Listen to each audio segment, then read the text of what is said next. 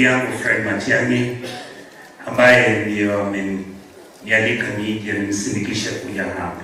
Ningependa kusema hivi, mambo yetu ni machache sana, na kwa kusema kweli yale ambayo utasema sahihi ni mambo ambayo ningependa nyinyi msikie Mheshimiwa Fred Matiang'i akitoa ahadi kwa Wakenya. Ndugu Fred, utakuwa rais wa nchi, na ukiwa, nitakwambia vile utafanya kuwaheshimu hawa watu. Ndugu yangu, usimwage damu ya watu wa Mungu. Masomo yameisha. Wewe ulikuwa umekarabati, ukatengeneza, watoto walikuwa wanaenda shule, vyuo vikuu vilikuwa na wanafunzi wanasoma, hamna kitu sasa. Hivi juzi unaona wanafunzi wa kuchaguliwa wale wamepita, unapata mwanafunzi mmoja ameenda natoka Kisii, anaambiwa aende day school kule Migori. Mwingine amepata barua ya kwenda Taita Taveta. Ina barua ambayo msichana alikuwa aende Kenya High, amepata barua ya kwenda wapi? Lenana School. The confusion, ulisikia what the moderator was saying. Ndugu Fred, watu wetu hawana maji ya kunywa, hakuna madawa hospitalini. Kila kitu ambacho ni cha nchi yetu, Kenya is a crime scene.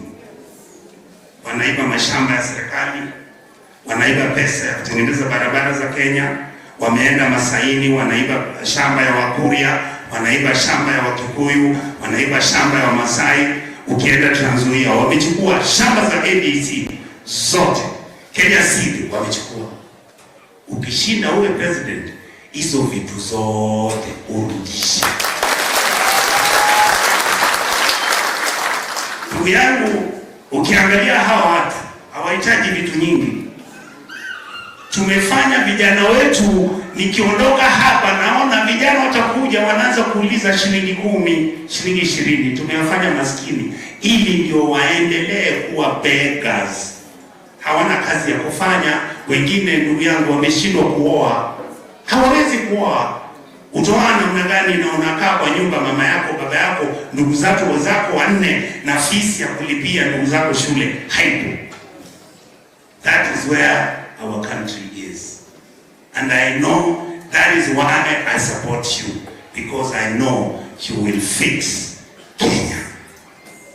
Kumalizia, nilikuwa nasema hivi, huyu mzee moderator amesema kitu moja, I have really emotionally been thinking about it. It is true. Your life was predetermined the way mine was predetermined. Me, I didn't know I would work with Kioni. I used to think Kioni was a madman. Then kidogo tu nimeamka nikitembea Manje, huyu nilikuwa bunge na yeye. Mimi sikujua nitakuja kufanya kazi na yeye. Wewe mwenyewe ukiwa waziri, si unakumbuka nilikuwa nakuja tunagombana na wewe? Unaniambia kijana, tulia pole pole, hii serikali unajua, nakwambia no, you must change that. Later I discovered you are a man of your principle. You carry yourself with dignity. And yes, I want you to be very serious. Usibadilishe hiyo luku yako, weka luku. Kwa sababu kuna watu fulani watafungwa. Si ndio? I want to say I never thought, sikufikiria hata siku moja. Kwanza mimi ningechaguliwa, sikuwa na pesa. Sikuwa najua kuzungumza Kiswahili. Hata KCSE sikujua. Kidogo tu nimeshinda. Mimi nimechaguliwa kwa miaka 25.